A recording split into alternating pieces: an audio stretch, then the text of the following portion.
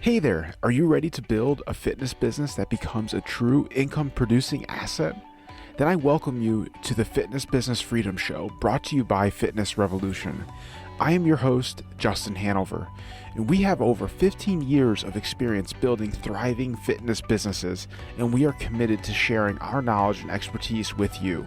You can expect to hear proven business foundations and frameworks, success stories from our coaching partners, and guest experts to give you straight answers for your biggest questions. It doesn't matter if you have an online business, fitness facility, or operate as an independent trainer. You are in the right place to grow your business and create the personal freedom you desire.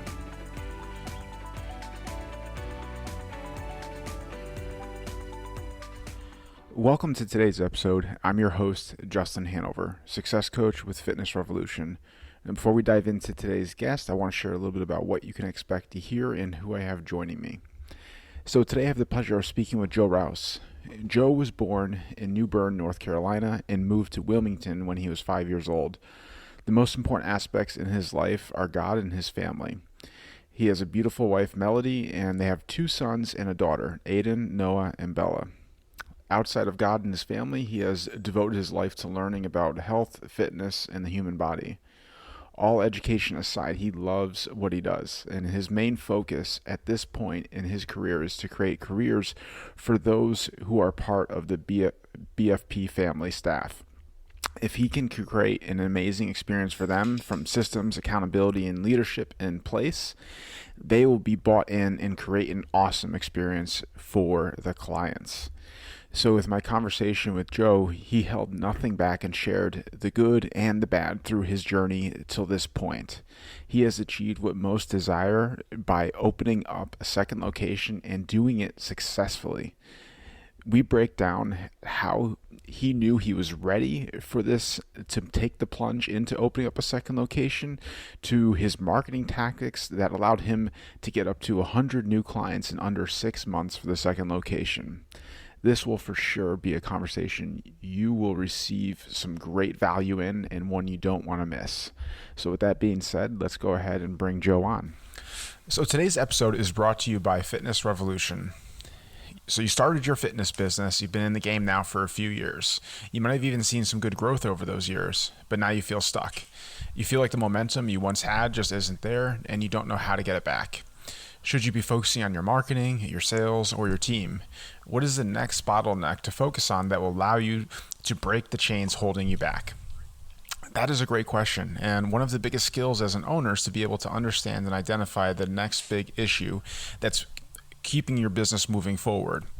This is exactly why Fitness Revolution has created a proprietary needs assessment to allow you to quickly see where your business stacks up and receive immediate feedback on what to focus on next. It's a quick 10-question assessment that will be able to provide valuable feedback to get past sticking points and hit your next goal. Whether you are stuck or feeling frustrated with your current progress or just want to dial in what's currently working, this assessment is the first step to making that happen. I invite you to head over to the show notes where a direct link to the needs assessment will be so you can easily access it there. Now, let's jump into today's show. Joe, thank you so much for taking the time out of your busy schedule to spend some time with us and sharing your insights and wisdom around building your fitness business to help others grow. Yeah, man, happy to be here. Always fun to talk about business because there's never enough people to talk to about I couldn't business. agree more. But it's absolutely our pleasure to have you on here to have this conversation today. So I thought we would start first with giving everyone a little context as to obviously how you got to where you are now and that 1,000-foot overview of how you became the Joe that we're speaking to today.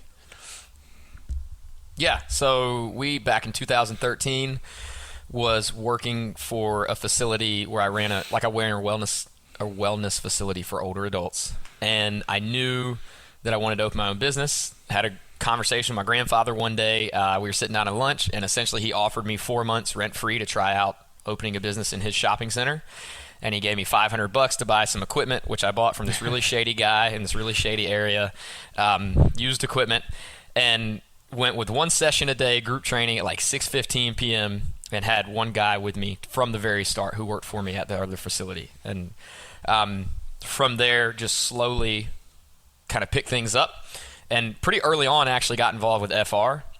like did a free trial and actually didn't take advantage of it like I should, but I forgot to cancel. And that led to me like staying with FR. And I was like, I'm going to maximize this now. And I'm thankful that I did, because it's helped me get to where I am today.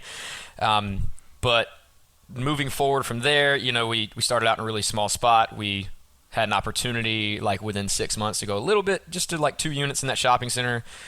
So I did, which I wouldn't recommend anybody trying to grow their space too fast.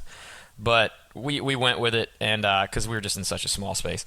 And went there, then knocked down another wall. So we're about 3,000 square feet in Hampstead, and then been able to steadily grow. Things really, really great. You get to the pandemic, things start to suck a little bit. Get through that, and I just had an opportunity to, like money-wise, the opportunity was there to consider opening a second facility, and then a location all of a sudden became available, like that would be ideal. I'm a very opportunistic guy, so I just went for it, and we opened the second location. That was in October of 2021, and now we officially have a general manager at both locations and a full staff of coaches. We have an admin position that floats between both, and the second location is profitable, which is pretty great to see. And then now I think things are getting to a point where it's not just going to be this steady, you know, this super quick growth, right, like it was when it was new. So now it's interesting because now both locations, it's kind of the same challenges of both. So, yeah, man, that's where I'm at. That's awesome, and that's also, it's, I mean, a great testament to you, obviously, to be able to see opportunity and take it and get to a place where your location is, your second location is already profitable, and we'll definitely be diving more into that later in the conversation. In your first location, you're still in that same plaza, right? Okay. Yes. Yes. Well, maybe we can talk about like earlier on in the business first. What were some like unexpected challenges that you went through, and like how did you navigate them? I had the thing that immediately pops into my head is I had a complete lack of understanding of how to manage money. That's a huge one. That's what I think about now, right? Like I could say like I didn't realize. Well, I can also say that'd be the first one, but it probably took me too long to realize that. And then the biggest one was I didn't realize how I didn't understand that I needed to be a marketing expert and sales expert. I didn't realize how important that was going to be for my career as a business owner. Those are probably the three biggest things: managing money / cash flow, because cash flow is almost more important than how much money you make, like depending on what kind of moves you're trying to make. And then being able to market effectively to where it actually works, knowing where your money's going, and then understanding the importance of sales and getting over the fact that we all just want to help people and we don't like sales. Yeah, no, absolutely. So how did you start like getting a better grasp on your money? Man, I probably didn't do it for like 5 or 6 years. Like I was kind of just managing it. Like, cause you know, I had my full-time job when we opened in 2013, and what I did was I was lucky to be able to scale back there slowly, and then slowly replace that pay as we grew. So that was always kind of my approach, right? Like, we're making more money. What better can we do in the business? Yep. Like, how better can I take care of my employees? What kind of equipment do we need to add? Like, everything. Instead of strategically planning, like, well, here's where we'll have the money to do this. You know, here's where we can do this so that our cash flow remains the way it needs to be, so the bank account's not being sucked up. You know, paying all the bills when most of the money comes in, stuff like that. Like, so I would say that in terms of managing cash flow, like I probably didn't really get better at it until Profit First was introduced to me through FR. I don't follow it. I would recommend that book to anybody listening to the podcast. But it's a really good listen. Like the guy that wrote it, Mike Michalowicz, is a really good narrator. But then I know there's different people you can get hooked up with. FR can guide you on that as well. But it was a big eye-opener for me that I wish I would have known about before my business opened. I don't use it like to the exact system now because I had to standardize certain things like my pay. I didn't want to do a percentage on that. But it just opened my eyes to more effective ways to manage cash flow. So that like if you're moving money once or twice a month, then you need to align your bills with when that money's coming in. Just simple things like that I didn't know. Putting money out of sight in other accounts that aren't in the same bank so that, hey, you don't go dip into your tax savings to buy this new squat rack or whatever. So I would say that was really the biggest eye opener for me, outside of all the accountability and my peers helping me as we went through it. But that was definitely a big help for me in cash flow and managing our finances. Like, we finally had our first year of not having to pay taxes last year. Yeah. Yes. So what was your actual like setup prior to coming to this realization? Were you just trying to operate everything out of one bank account, and just making sporadic payments and not really being able to understand like what money is actually yours versus what needs to go out? Yeah, it was one account. It's just every day you're like, well, how much money do I have in the bank? I did have a list of like, this bill comes out on this date, this one comes out, because I did all auto pay stuff, but it was just all over the board, and the billing for my clients was all over the place because we used MindBody at the time, and we didn't standardize when we would get their payments. So I was like, well, I like having the money coming in all month long. However, if I want to be more effective at budgeting, I need to have a reason to budget, and I can, time all of our bills and the money's coming in. So we slowly transitioned all of our clients to the 1st and the 15th, and that helped a massive amount, because that also, then we switched our payroll for my staff to align with that. So if the money comes in on the 1st and the 15th, you don't get the money until the 3rd and the 18th. So they get paid on the 5th and the 20th. Nice. Yeah. So they don't get paid every 2 weeks. And some of those checks might be bigger because of the length of time in between. But that's worked out. Those were big changes that helped me a lot. Awesome. No, I think that's really going to be insightful for a lot of people listening to hear that too. Because I think a lot of people are still in the same boat as you were, like kind of operating out of the one account and just kind of not really having a complete grasp on the cash flow situation. And it's so important for the health of your business. Like, you really have to have that dialed in, and not just be kind of flying by the seat of your pants and hoping that, like, okay, we'll see what happens next week, type of thing. So I think that's really great. Thank you for sharing that. Now let's like kind of fast forward a little bit, maybe a little more to more recent times, or within the past year or so. What are some more recent challenges that you've had to experience that you weren't necessarily expecting, and same thing, how did you navigate through those? So depending on what everybody's vision is for their own business, mine slowly became like, I want to step out of mine, and not necessarily to sell. And one problem I'm facing right now is my vision's not completely clear on whether I want to take this like beyond 2 locations, or I want to try to maximize these 2 locations and then use any kind of extra profit I can put away to start something different. And when I say start something different, I don't mean like another business where I have to serve people. I mean more like Airbnb or real estate, or something that can help set me up, or maybe buy the building that my business is in, stuff like that.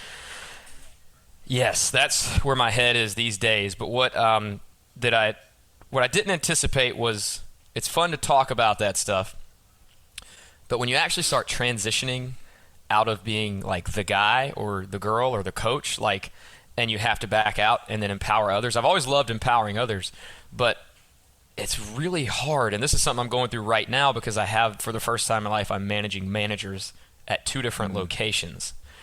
And for the first time, like I told you briefly before we got on here, like, I'm noticing some things starting to slip through the cracks.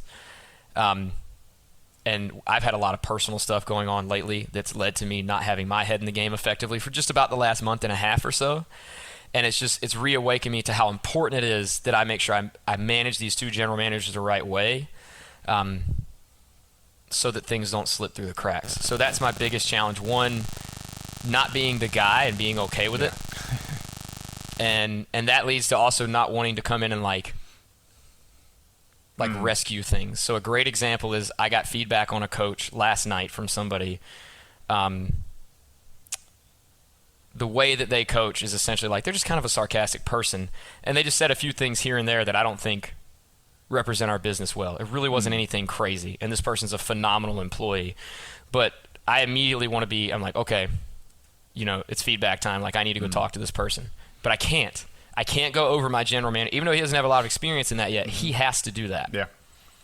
So now my strategy has to be, okay, let me record it. I'm going to add it to his weekly meeting tracker so that I know we'll talk about it. And I have to be able to know how to prepare him to go have that conversation.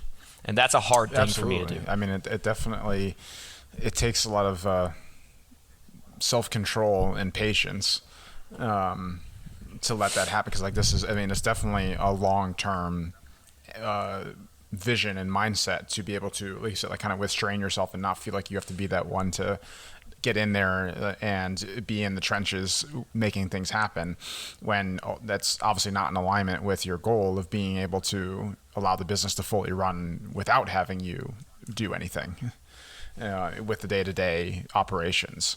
So that's, that's definitely not an easy transition to have, and it's one that's like there's really no deadline to it. It's not like a goal you can set and be, okay, like in a month I want to be here with this, and it's like you can't really do that. Mm-hmm.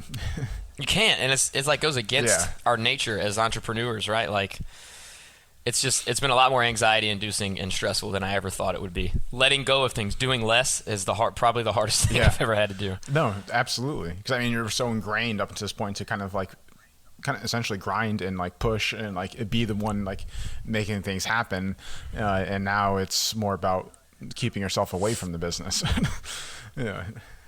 Yeah, and then if things slip through the cracks, then it's like, well, did I pull too far out? What am I doing wrong? All problems are leadership problems, right? Like where am I dropping the ball so that they're not getting this done? And then there's going to be a point where it's like, well, stuff stops getting done and they don't start to get it done. Then there's a performance improvement plan we got to talk about. No, definitely. Yeah, there's always has to obviously be checks and balances with things as you make progress. And I don't think you probably never get to that place where you fully like let go of the leash, if you will, but you can extend it and let it go longer and longer. A type of thing. But that's definitely it's a good challenge to have, obviously, because I mean it shows that your business is growing and it's moving in the right direction. But it is a challenge nonetheless, and it's a unique one because I said it's not like marketing or sales or even like operation stuff. I mean like you said, it's a leadership challenge. I mean, it's something that like there's no time frame on it, and we're dealing with people at the end of the day. So, I mean, people can be irrational at times and unpredictable. So it's always an ongoing, interesting dynamic. So maybe we can turn this into a little bit of like your marketing approach with things. Maybe let's talk about like first specifically focusing on the main location. Like what exactly has been your marketing? What channels are you doing? Like what's working, what's not working for you? Or maybe like, you also share like something that you tried and that didn't work. Yeah. Something I tried and didn't work was a TV commercial. Okay. I didn't. There's just no way to measure return on it. I tried it because I had the money. It definitely, brand awareness is cool and all that stuff, but there's so many nuances when you get into TV commercials about like what networks it comes on, depending on what the provider is that help with the commercial, and all that stuff gets crazy expensive, and you can't measure How much return did you spend on investment. On that? I mean, it wasn't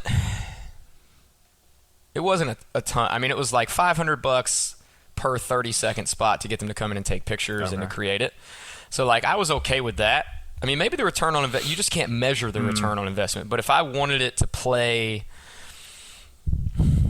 on local TV networks, it costs a lot more money, or you have to go specifically to that network. Because I was doing it through Spectrum, which is like the provider. And so they would put it on, I could choose like ESPN, HGTV, like whatever my clients watch. But you don't necessarily get to choose the time that it comes on. Things like that. So it's just, I like to be able to measure my return on investment. I need to know where my money's going. In terms of what works, like Facebook ads still work. They're just a lot more expensive than they used to be. And I'm learning, like I have a company that runs my ads for me. I'm considering getting into running my own ads again like I used to do. Because I'm not so sure if what I've learned from multiple companies that have done my ads, I'm not so sure if these companies are prepared to keep up with the amount of changes that need to be made to optimize the ads ongoing, because it's probably really hard to do if they have a ton of clients, right? Like, but when you've got business owners like me who is like, okay, my cost per lead has been this for a week, man, this is not good. Something has to be updated. They've got 100. It just depends on how big of a marketing department they have and all that stuff. Like, Facebook ads still work, but they're getting more expensive, and I'm thinking you have to update them more often than we used to. Yeah, no, definitely. Google ads have started. That's another one that's hard to measure ROI on because you can't measure like a direct lead. You can measure conversions, they'll call them. But when I've got a regular budget allocated for Google ads, one for brand awareness, but two because it just drives more people to your website. And what I noticed is that my website leads increased significantly once we started using Google ads. Which makes sense. Yeah. And the website was performing, like we use 97 Display, their websites perform well, but they started performing even better when we let them run our Google ads for us as well. Which, I mean, that definitely makes sense, obviously, because, I mean, just it's different platforms and drivers there. Like, obviously, Facebook is,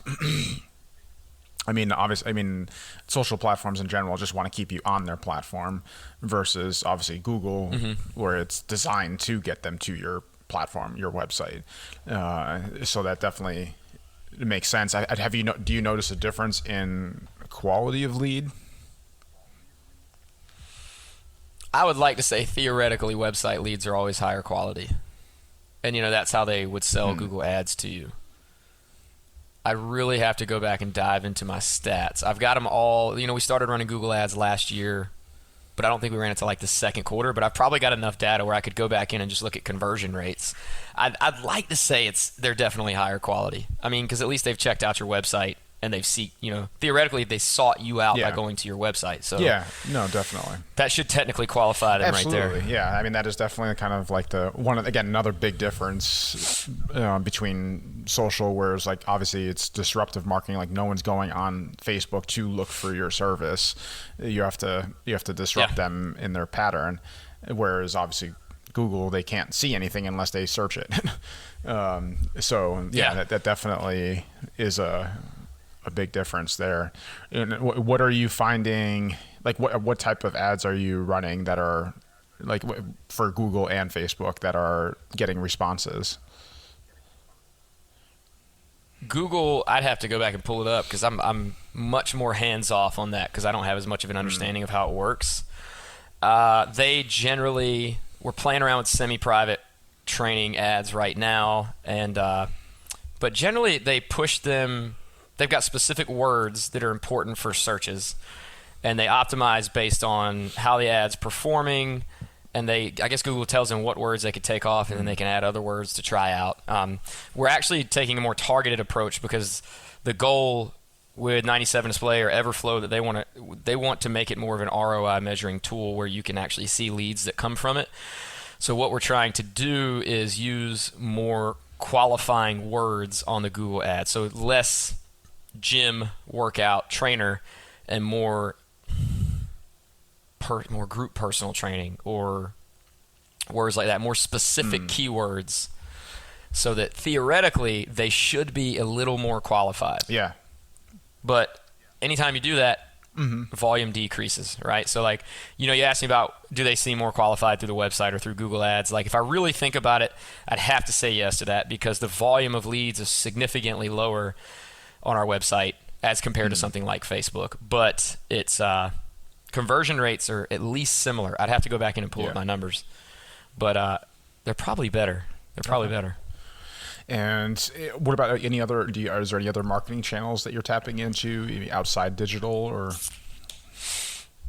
I'm going to be playing with direct mail soon, but it'll probably be more of a manual thing to save money where I order the postcards, put labels on them, and send them out myself because I know it's a good way to save money. And I'd rather do that rather than spend $5,000 to pay somebody else to print them and send them out. Especially if you don't know it works, To start with. Yeah, that's to start with, right? If I got to measure my ROI there. And those are the types of things that I'm looking to spend my time on rather than whatever I could possibly get sucked back into via emails or, messaging from clients, like the things my general manager should be handling. So I'm onboarding a general manager at my second location. I'm looking forward to getting his onboarding done so I hand off all my meetings and stuff to him. But direct mail is one that I want to get into.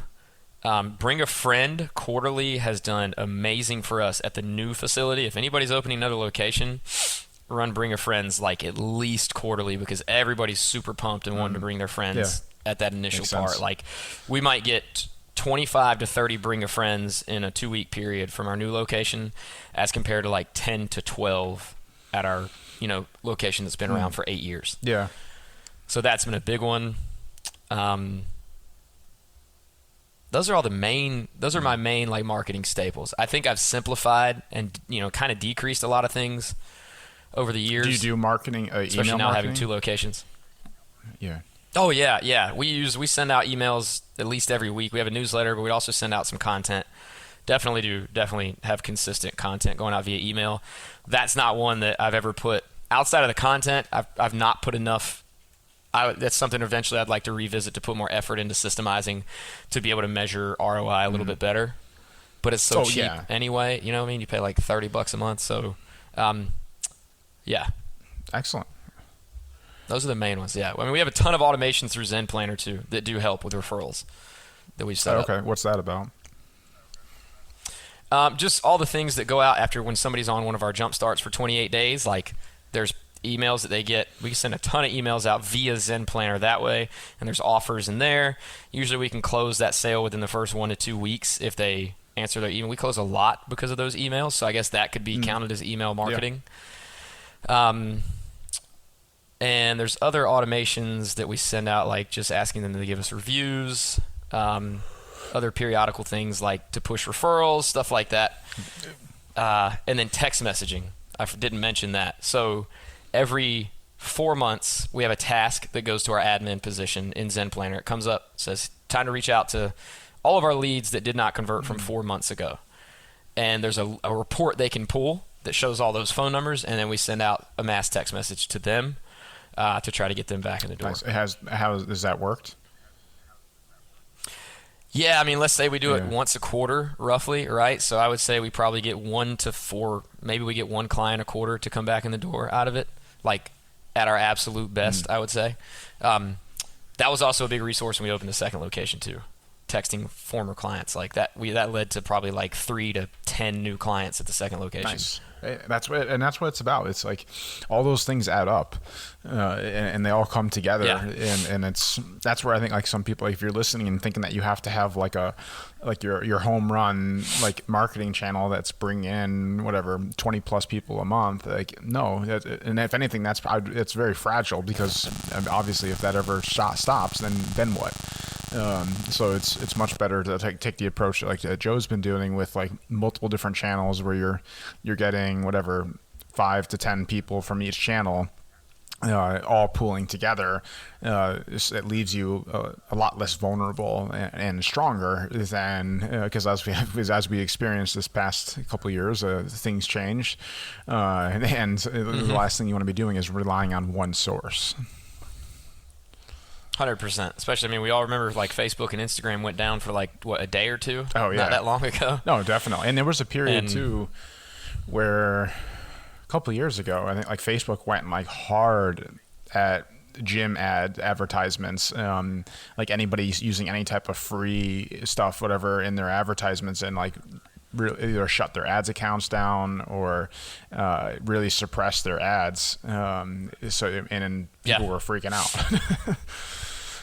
Not knowing what to do. So that's great. Thank you for touching on those. And I did want to hit on some of like your retention strategies too, because I know you guys have a really good retention rate there. So I think it would be great for you to be able to shed some light on that for people that are possibly struggling in that area.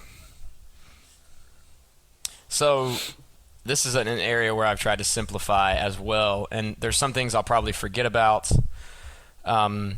This has also been an interesting challenge lately because we just lost 12 clients at my first location. That's the most we've ever in March. We've never lost that many clients before.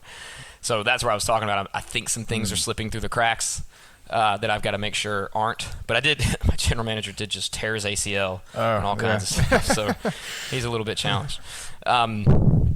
So with retention, one thing we do is a weekly reach out from a coach in Train Heroic, which is our programming app where they track all of their exercise and stuff. But we started doing messaging in there. We used to use My Coach. It was probably a little better suited for it, but our clients don't like but so many apps. So the weekly reach out is helpful if you've got coaches that are pretty good at it. I know some facilities will go more into that and send text messages out, after sessions and things. I haven't gone that far into it yet because I have a lot of that automated. So the second thing we do is through Zen Planner. If they miss for over a week, they get an email, and it's like really funny. It's got a meme on it, and it says at the bottom like, hey, this is not automated. I wrote this. If you respond, we're going to answer. I never realized like that's gotten us a ton of people answering, and of course it's led to some cancellations or people wanting to cancel. But they get that email, and then if they don't answer that one, because at the same time our admin is triggered a task in Zen Planner to text the people who haven't shown up. But within that task it says, go check the emails, just type in this person's name, and if you don't see that they answered, then we want to send them a text. But if they answered via email, then we don't send them a text. So they get a text and an email potentially at 2 weeks, 3 weeks, and 4 weeks, like if they're missing, if they haven't been. And the email's funnier and different each time. It offers for them to come and meet with a coach. I think those have been pretty instrumental in helping us with retention because it just shows people that we care. And it's also automated, so like we can't miss it outside of like at least the emails take place. Other things we do, like we do something every quarter, whether it's like a social event or like some kind of competition, whatever it might be. Like we have an annual, we call it a fitness combine, where it's like they do 4 events in one day as a team, and then we all go drink beer after. That's always a blast. We have an annual party. Same thing, like everybody, like we did the Roaring 20s this year, and we do it in January because everybody has things to do in December, but they do less stuff in January, so we know we can get more people there. And then this was our first year doing it with both locations, so that was it actually turned out pretty good, and everybody was super dressed up and all that stuff. So those are like our 2 big anchors, I would say, for the year. And then there's quarterly things we'll do. Usually we like to have, now that things are getting more normal, we like to have a pool party during the summer because of the way the weather is here in North Carolina. And then we do, you scale it down monthly. And this I haven't measured this, so I don't know how this contributes to retention, but I does think it helps with engagement, and the people that want it can do it. But we do monthly different fitness challenges every month. And if we can align those with charities, like if there's a well-known charity enough, we will. And those challenges vary. So like we did our goblet squat challenge last month, which is half your body weight, unbroken on a goblet squat for 25 reps, which it's hard for everybody. It's really hard for some people. They might not get it, but we at least get a baseline. But that led into a week leading up to, at the same time, we have My Zone. We did 1,700 reps in 17 days because St. Patty's Day is on the 17th. And that's not that easy to do. So it was a challenge, and we do, they get their names entered into a drawing for a prize for that. But that led into a charity for a local girl who is young. She's like 5, I think, and she was recently diagnosed with leukemia. Wow. So we pushed to raise a whole bunch of money from her, and we did that between both facilities. So that was our biggest one lately. But like this month, because the weather gets better, there's a running challenge, and we do 3 different levels. You can try to hit 30 miles, you can try to hit 60, or you can try to hit 100. And then we track it publicly on a whiteboard. We remind everybody. So stuff like that is something like we meet at the beginning of the year, we plan out the whole calendar. Yeah. No, absolutely. And that's how we go about it. Yeah, like I would agree. It's tough to measure direct impact on stuff like that, but I think it is safe to say that stuff definitely adds to the value, the perceived value that people are experiencing at the facility, and obviously keeps them more involved and engaged. And like we know, obviously the more involved and engaged people are, the less likely they are to stop. And I like the fact that you're tying into obviously the charities and stuff like that, and people really appreciate for-purpose businesses that are doing things to impact their local community, and people like to be a part of stuff like that. So I think that's definitely a huge factor as well. Yeah, it aligns with our values. What exactly is your onboarding process that gets people like bought in right from the beginning? I think what I've learned over the years is the initial consult is very important there. So diving like deep into the sales process and learning what people's aspirations and afflictions are. But, then there's those 4 levels of impact within each one to help you figure out what those are, which is not easy to do. It's not easy to train your coaches to do because it's very uncomfortable. But beyond the sales aspect of those processes, learning that can help you really, truly get to know somebody when you first meet with them. If you can have a successful initial meeting and then a successful first workout, I would say those are probably the 2 most instrumental things. Especially if you've gotten them into a commitment from day one, rather than like a trial. But our trial itself, when we do get people in our trial, it's 28 days in length for a reason because of the type of training we do. Most people aren't going to get like the craziest workout when they first start if they come on strength days because of the movements that we do. We've got to scale them back and kind of modify things a little bit. So it takes a little bit of time to get them to understand the system and to be bought in, because it's not going to be like going to a boot camp where it's just like go, go, go, go, go, go, go. No, like we're gonna build you up over time, and it just takes time sometimes. So have you had any resistance? I don't with know, that? man. Because I mean, obviously we know like in general, I'd say like the fitness industry probably goes the opposite way against that, where it's just telling people like, oh, you got to kill yourself every workout and be super sore and all this stuff. So do you find like that education process of bringing them up to speed of like, no, this is how it really works? Do you get any pushback from that? I think we definitely have. If we get somebody coming from like a Bern boot camp, where it's literally go, go, go, go, go, like I have an employee now I used to work for him, and we just learn about it. But I know like they're trying just to explain the workout as fast as they can, because people don't want to stop moving, right? Like I understand not wanting to cool down, but it's just a different atmosphere and a different approach to fitness. So those people that have come from facilities like that are the ones that we've definitely gotten the biggest pushback on. We have a really detailed onboarding process at BFP. So having that in place before you open a second location is probably one of the most important systems, I would say, because you can onboard them through your first location and really get them inundated in the culture and what the expectations are. And that led to more success at the second location, because it didn't require a lot of oversight. Like I've kind of trimmed the fat at the second location. Sense. I mean, that's the goal. Obviously, I would think to not relive the same decisions that you did before. Yeah, like the decisions that are harder to stop down the line, right? Like people get used to certain things or whatever. So that's probably part of the reason we're able to get profitable as fast as we did, because there's just expenses that aren't there. So that's gone well. But I've never liked the feeling of I wasn't there very often. I was there maybe 2 days a week at the most, and some like setbacks or things I didn't expect was like you don't feel as, even though it's your facility, I don't feel as at home in that facility as I do at my first one. Makes sense. Because I don't know everybody there. Like everybody at my first one. It's just a different feeling, and we're working to create that family atmosphere, that community vibe, and that takes a lot longer. Like you don't think about, all right, we're gonna get into this session. It's gonna be high energy. We're gonna have fun. But what you forget is you've got like 16 people in a room who've never met each other before, and you've got 100 clients who barely know each other essentially.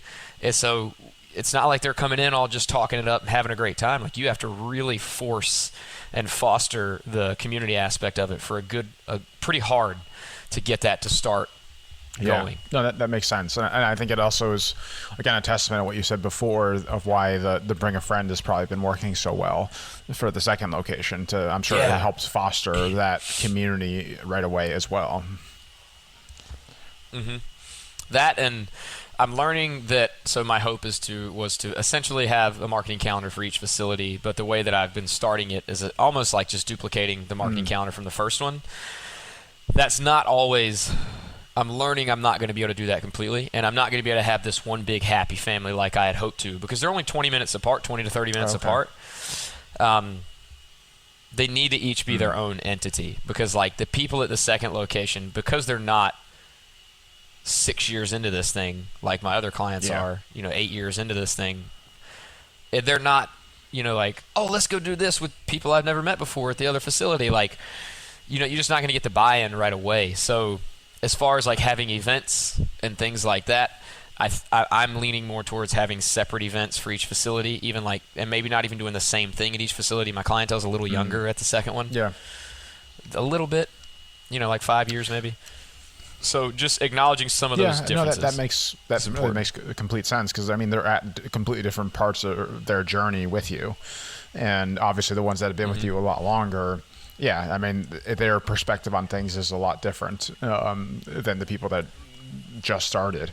So I'm curious, like, because I think a lot of people struggle with knowing when to pull the trigger on a second location. Now, I know you said it was a combination of obviously of opportunity that came your way, but And to be fair, obviously you still had to have your first location at a certain point to be able to consider doing something like this. So like, where would you like? What made you feel comfortable about your first location to take that leap into opening two?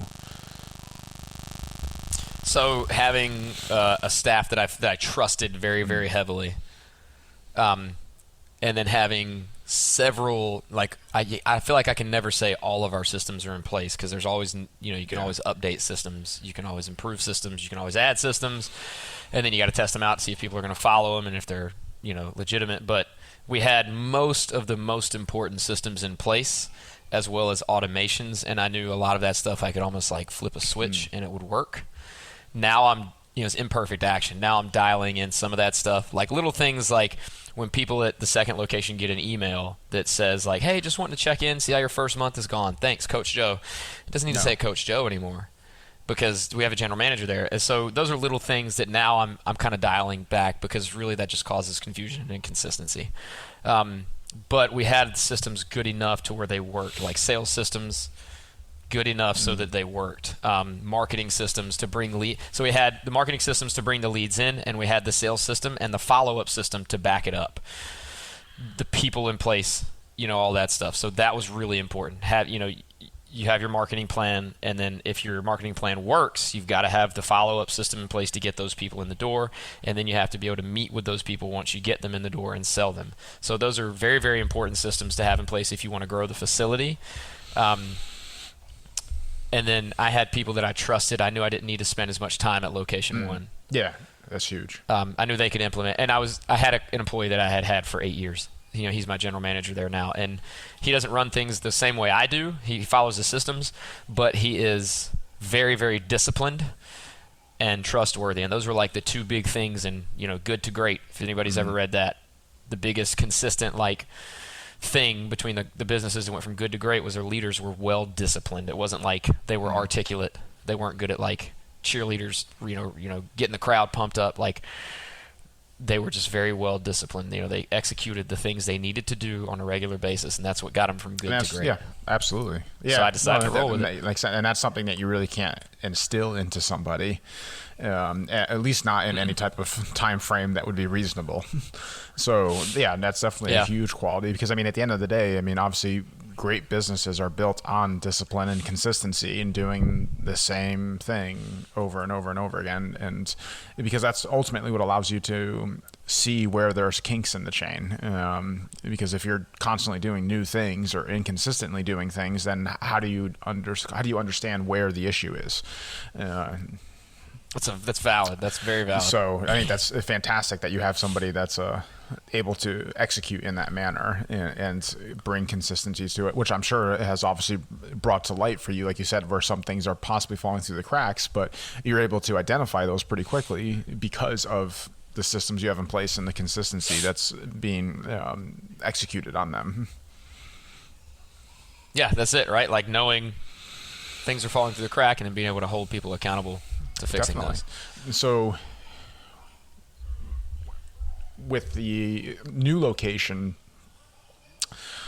is there, yes, maybe we can hit a little bit on what the future, let's talk about both actually, kind of what the future growth plan is for both of those, and we kind of wrap up there. I think that would be interesting for people to know kind of where your head's at with now that you got this location going. How long it's been? What, maybe 4 or 5 months that the second location's been? It's been just over 6 months officially, because we do 6-month commitments, and we just went through 120 or probably 100 clients, ending that first 6 months and kind of wondering if they're all going to stay on or how many we're going to lose, stuff like that. So we did really well with that. I was very happy. But 6 months, we've been open at probably about 7 now. And after this, there is a possibility of me doing a third, but I want to get to a point where my personal income has increased as a result of other location. And that's the next step once the GM is fully onboarded. And then, there's financial goals we have to hit, and that's where I can start to increase my personal pay. And then the goal is to pull back on my financial pull in the first location to make that more profitable. But I'm not looking to just replace income with the second. Like, I'm looking to grow my personal income so that I can look at other locations or other wealth strategies. But that's the big goal next. I'm just not sure how far I want to take other locations. But the focus business-wise this year, outside of those things, is to increase the average client value. Now that we've got the large group training thing, that's all we offer at the second location. We've also have semi-private training and youth training at our first location. And with hiring a general manager at both locations, my goal is to have the time to be able to market multiple services effectively and to give them the justice they need to grow those as well. And one of those is we've got 4 coaches going through PN level 1 right now with the intent to start a separate pay nutrition coaching program. Nice. Because we want to get away from transformation challenges, focus on long-term results and things like that.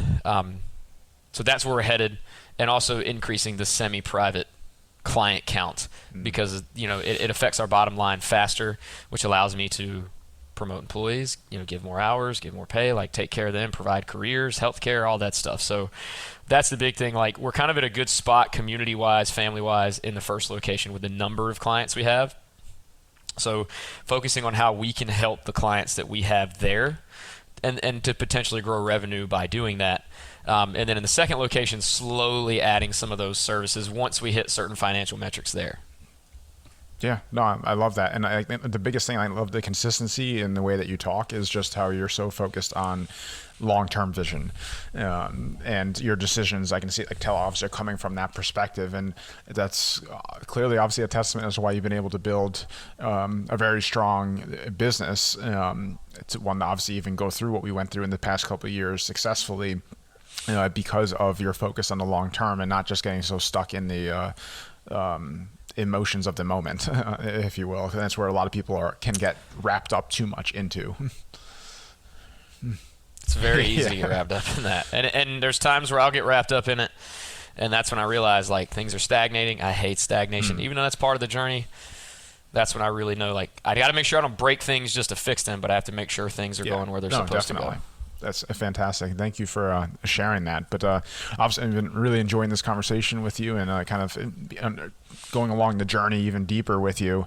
I'd like to move towards kind of that question I mentioned to you before we hopped on here to get your perspective on it. So let's say a gym owner came to you looking for support or advice, guidance, based on obviously your background, what you've gone through and where you're at now. What do you feel is the most important thing for them to hear?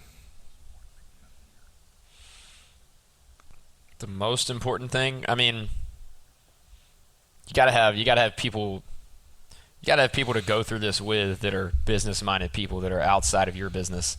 I do it with FR. I'm in the mastermind program. I get coaching through FR. I need somebody to hold me accountable, and that's what that serves for me. But it also gives me that community aspect that all my clients are looking for because I've made lifelong friends through the mastermind groups I've been in.